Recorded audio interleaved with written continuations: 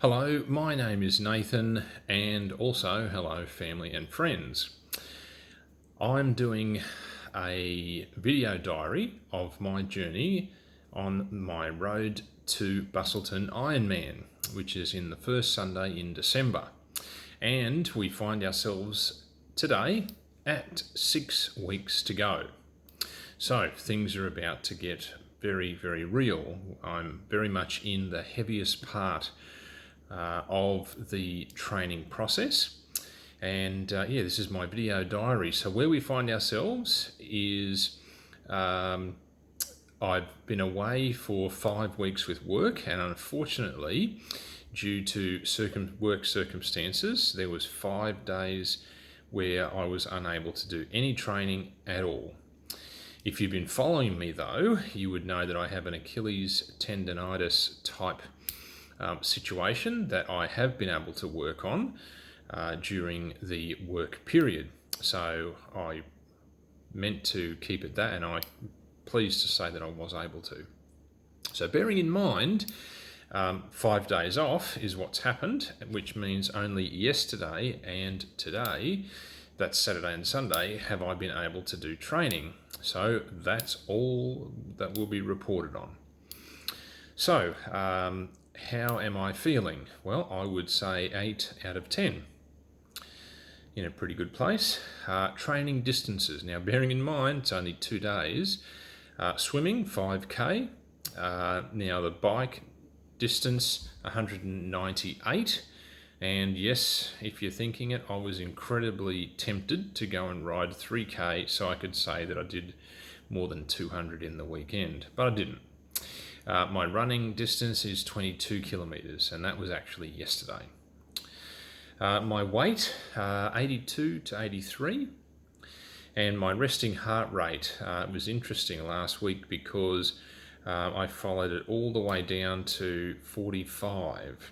So that's the lowest it's been for quite a while, and yesterday it certainly launched itself because obviously we're back into training and no more such significant rest that I have had over the 5 days before restarting training. So, things learnt from the training. Nothing in this category from this week, and really it would have been from the 2 days. Injuries and niggles. Well, as I mentioned earlier, the Achilles tendonitis is still hanging around, not causing problems, but it's certainly still there. And obviously to pretend it's not there and that everything's fine, you're only kidding yourself. So I have continued, as I mentioned, to do the strengthening and stretching exercises, and I will keep that going until it's well gone. Equipment and maintenance, over those 2 actual training days, there's been nothing to report there, so that's good. Now, achievements and failures. So I guess really I'm going to talk about Saturday and Sunday. So yesterday was a race simulation, although not at race intensity, probably more moderate to moderate high where possible. So I did a continuous swim for about 40, I meant to do 40 to 45, and it was 42 and change.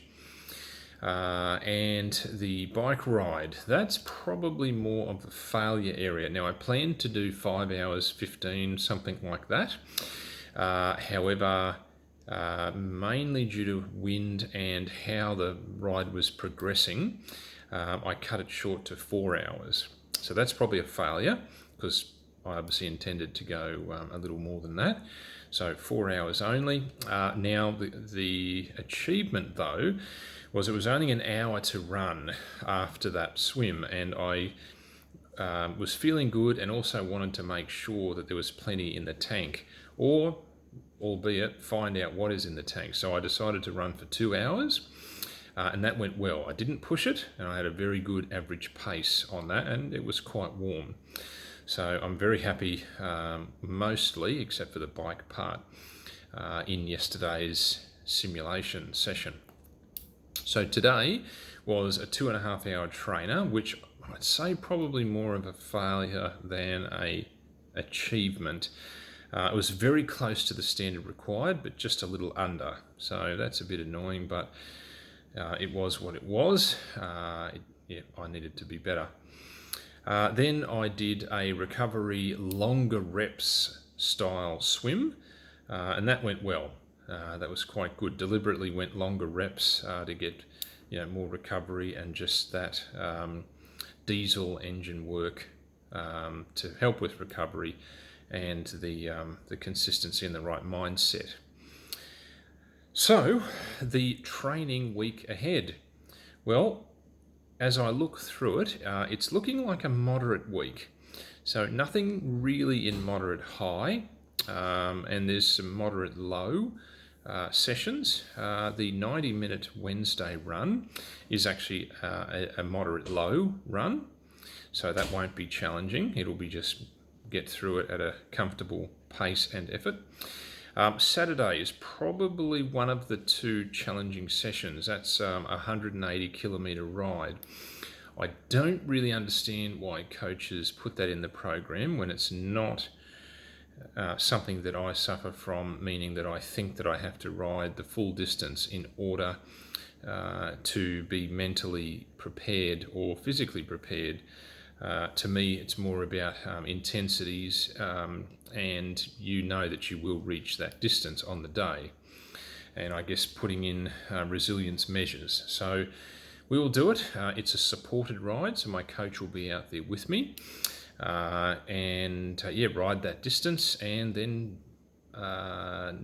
not exactly sure. I'm guessing we're finishing where the cars are, but we'll see. So, that'll be okay. Sunday, probably the more challenging day, possibly. That's a 2.5 hour ride. Now, I'm not sure if that's a low gear, high time under tension ride or a trainer ride like this morning. And then there's a 2-hour easy run after that. So really, that shouldn't cause any issues. If anything, I think that ride could possibly be the hardest one of the week, and obviously on purpose because you'll be under the full fatigue of the week. So that's it for this week. The video is not as short as I thought, but we're in a good place. We found out some truth yesterday with the simulation. And things aren't as bad as I hoped they wouldn't be, which is good. So we're in a reasonable place that we can build on top of that and expect more as we get closer to race day. So if you'd like to see my actual Garmin data of my session, send me put a comment in the comments area, and hit like or subscribe if you'd like to have notifications. Have a good training week yourself, and talk to you next week with 5 weeks to go. So looking forward to the end of this week.